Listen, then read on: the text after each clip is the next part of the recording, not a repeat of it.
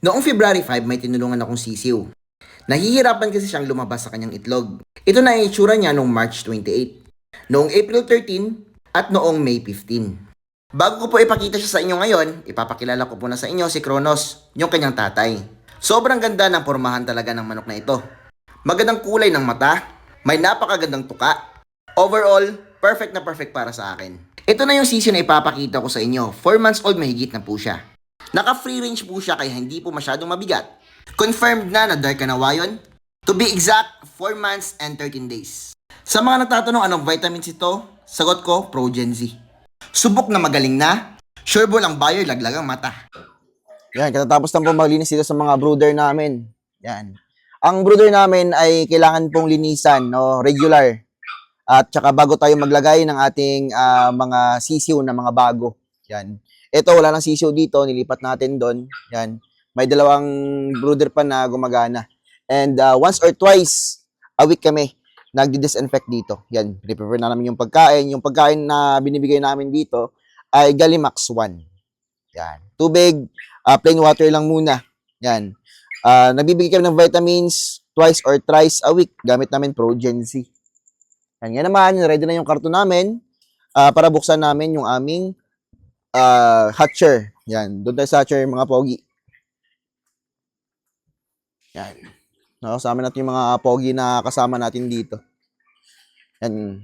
Para makita nyo rin. No? Kasi matagal na akong hindi nakapag-vlog dito sa hatcher natin.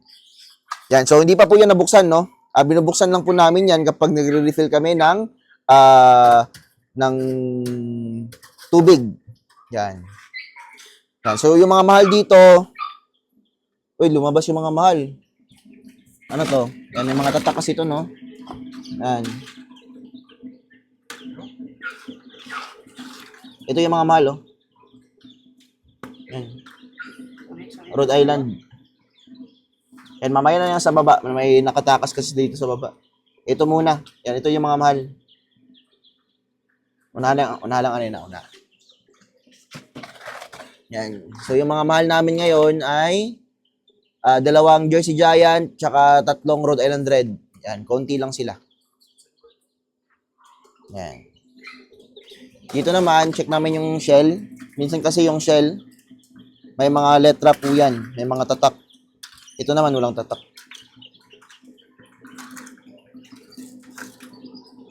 Yan, ito yung mga nakatakas, oh. Minsan may tumatakas sa cage, kaya double check nyo palagi. Binibilang po yan ng mga pogi natin kasama. Kung ilan yung mga na-harvest natin. So, itong batch na to, kakaunti lang to. Siguro mga almost 100 lang. Ari, mahal.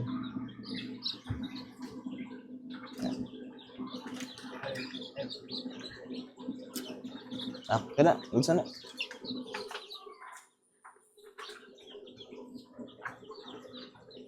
Pwede na po ang dribble, oh. Sa karton. Yan. So, lalagay na po yan sa karton.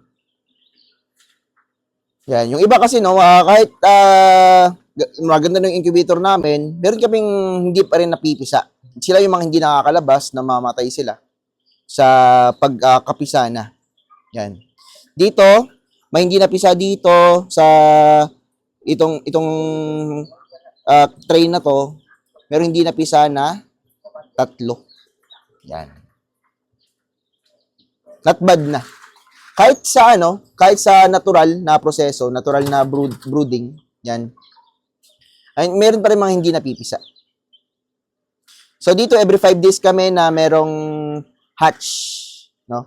Na lahat na yan ng breeds. Yan. Yung mga hindi po napipisa or mga halimbawa ito namatay siya. Yan. Minsan kasi may mga itlog na kapag nakalabas sila, lumalabas yung kanyang tiyan or may sakit siya or hindi siya healthy na sisiw. Yan, paglabas niya. So, may tendency yan na mamatay, no? Dito naman sa hatcher, nagsistay yan sila for 3 days. Yan, pinakamatagal 5 days. Okay naman yung isang pogi na kasama natin, yan, naguhukay na.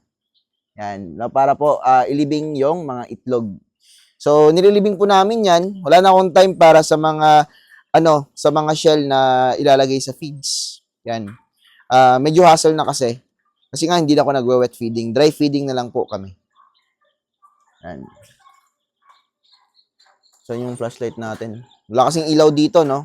Iniwasan ko yung ilaw dito para po makatulog yung mga ditong mga manok.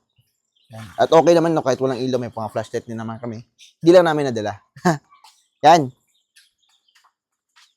So, dito natin ilalagay. Bibilangin na ng isang pogi na si Jeric. Yan, ito lang yung harvest namin. Kakaunti lang, no? Kasi nga, counting batch lang to. Katatapos lang yun ng katatapos lang nito mag-deworm. Yan. So, nag-deworm kami dito at kahit nagbi-breeding kami.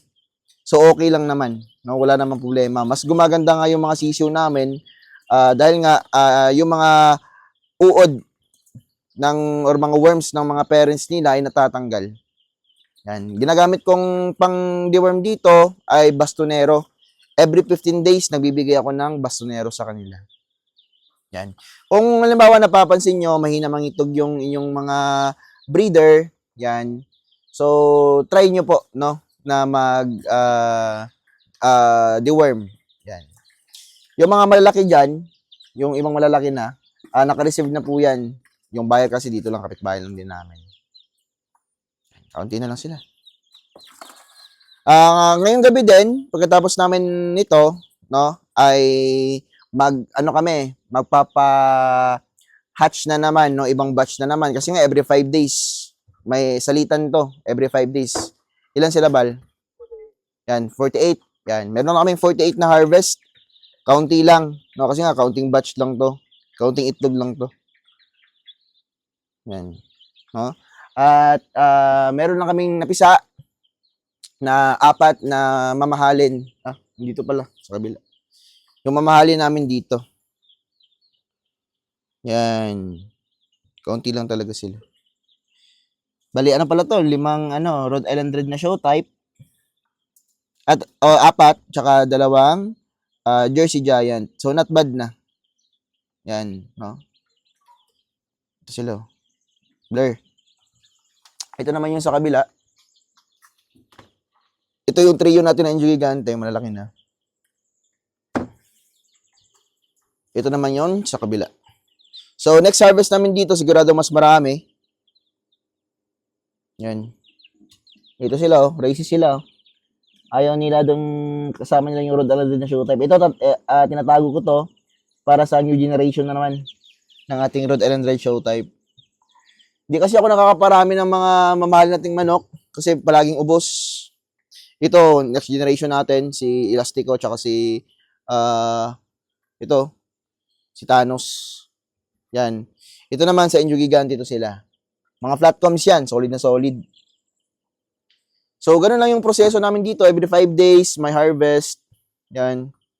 Minsan, pag palaging brown out, malaki yung chance na konti lang yung mapisa. Yan. Ito, dami na pisa dito.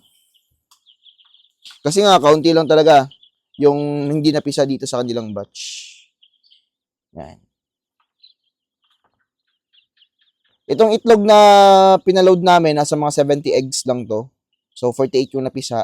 Plus yung 4 na 6 na mamahaling Jersey Giant tsaka Rhode Island Red na show type.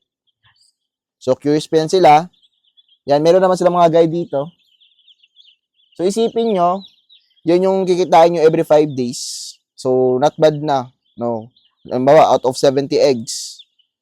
Yan. Konti lang talaga sila. Namin dito, average na harvest namin every 5 days, nasa 80 to 130. Yun yung aming palagi napipisa. Ito yung pinakamaliit. Kasi nga, konti lang yung batch na ito. Nagka-problema ako dito sa kanila, sa uwak. Yan, palaging kumakain ng itlog. May days na naubos ng uwak. 4 na uwak yung bumabanat dito, kaya inuunahan namin sila. Yan, sa ngayon, nauunahan na namin yung uwak, kaya marami na kaming mga harvest na eggs. Yan, nakakapag-load kami ng 140 to 160 eggs every 5 days.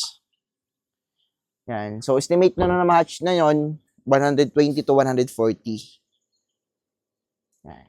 So, tapos ng dalawang pogi natin dyan, na maglilinis kami ng hatcher, tapos magpapahatch, at magbibigay kami ng B1B1 tsaka gumburo sa aming mga alaga. So, yun na po mga ka-native, no? Yun na po yung update ko sa inyo ngayong araw. Maraming salamat po sa mga nanonood.